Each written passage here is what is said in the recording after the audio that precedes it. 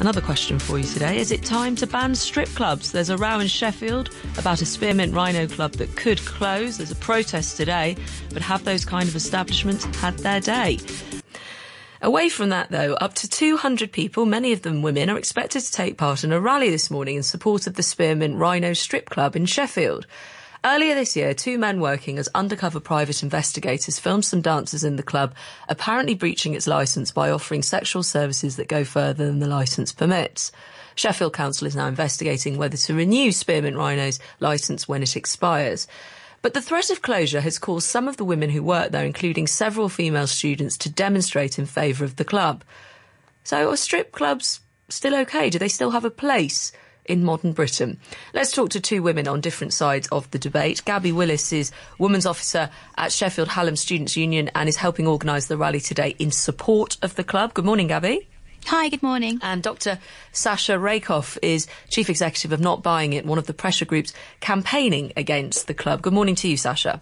Hi there, hi. Gabby, I'll come to you first in terms of the side of being against this club being shut down. Why are you on that side of this? I'm not on the side against the club. Oh, excuse me, in support of the club. I meant against the shutting down of the club. Why are you against that?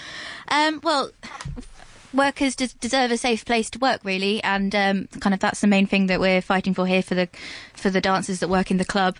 Their voices should be listened to, and if this footage exists, which we the campaign on behalf of the dancers doesn't actually have any proof that it does yet, it is illegal footage, really, and constitutes revenge porn. So we are fighting for their rights to have a safe place to work. Why have you got involved with this? Personally? Yes, and tell us a bit about the rally itself as well. So personally, in my role as Women's Officer at Hallam Students' Union, I've always when I ran to be elected, I've always stood on a very kind of strong sex-positive policy, because I believe that sex positivity is really important for the liberation of women and for students in general. So I think working with people such as the dancers at Spearmint is really important. Not that we're speaking on behalf of Spearmint, have to make that clear as well.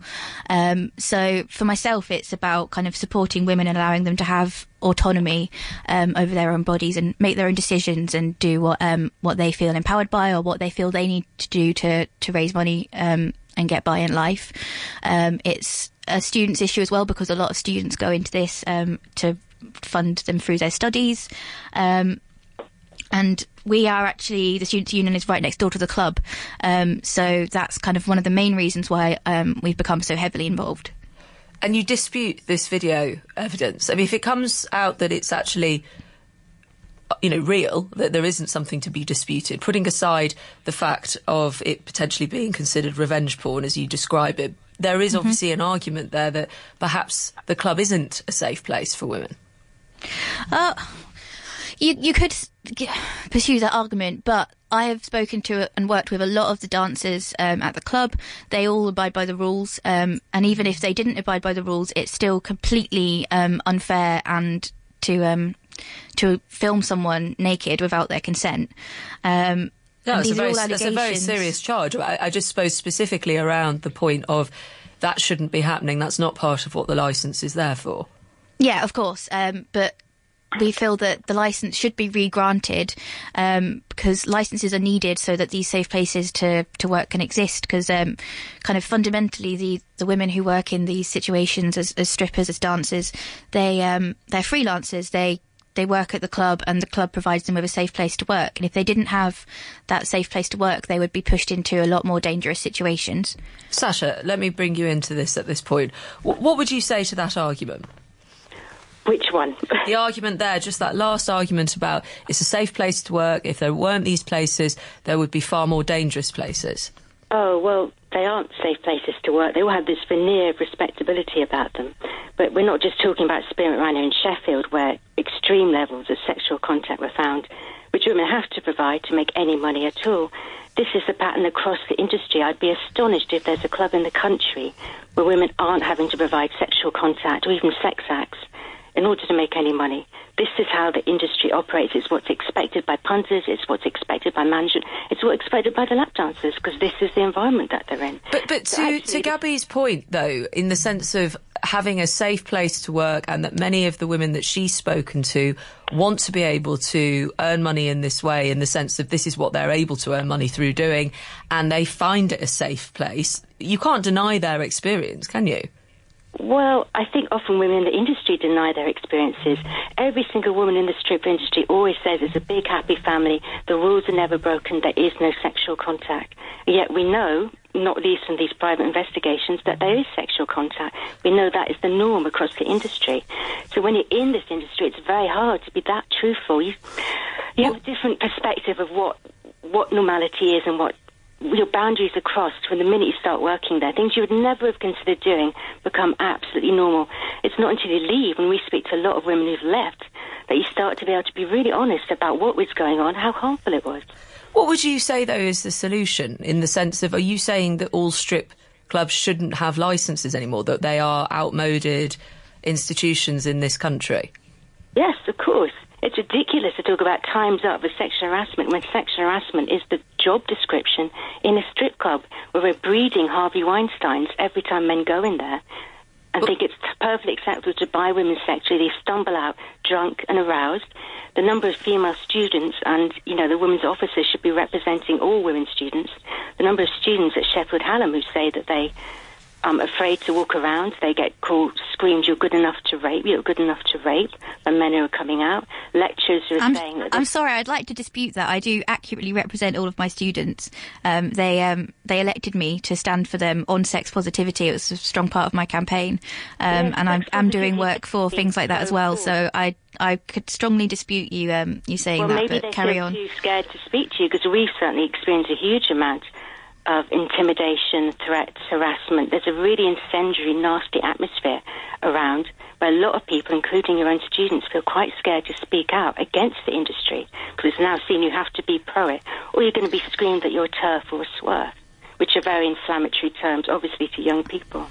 It's inflammatory to be a TERF or a swerve. I'm sorry, that's the truth.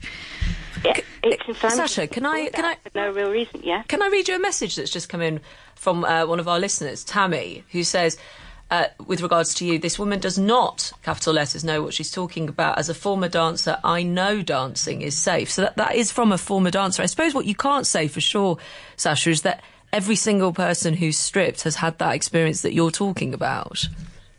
Well, this is how the industry operates. So you have to provide sexual contact.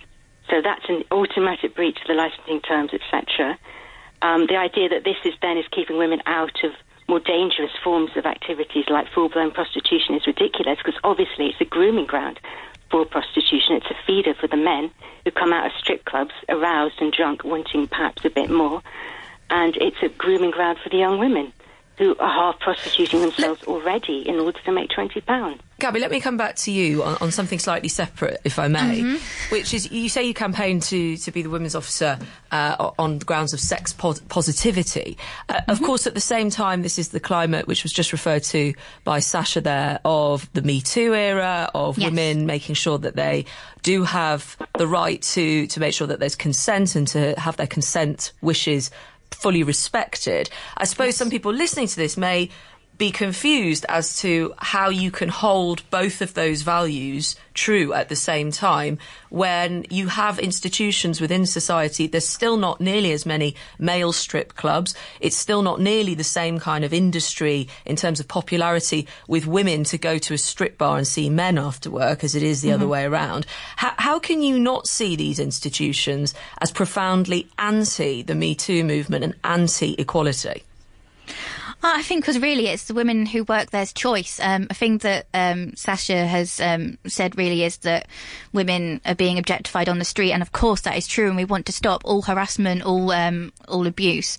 I myself am a survivor of sexual abuse, so it's not something that I'm going to stand down and not speak up against.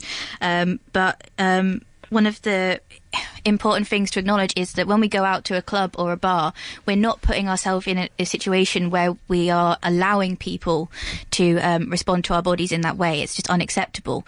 Whereas a dancer in a club, she has made the choice to show her body in that way, and she's made the choice to be sexual. She's not being sexualized when she's just trying to have a good time doing something completely different.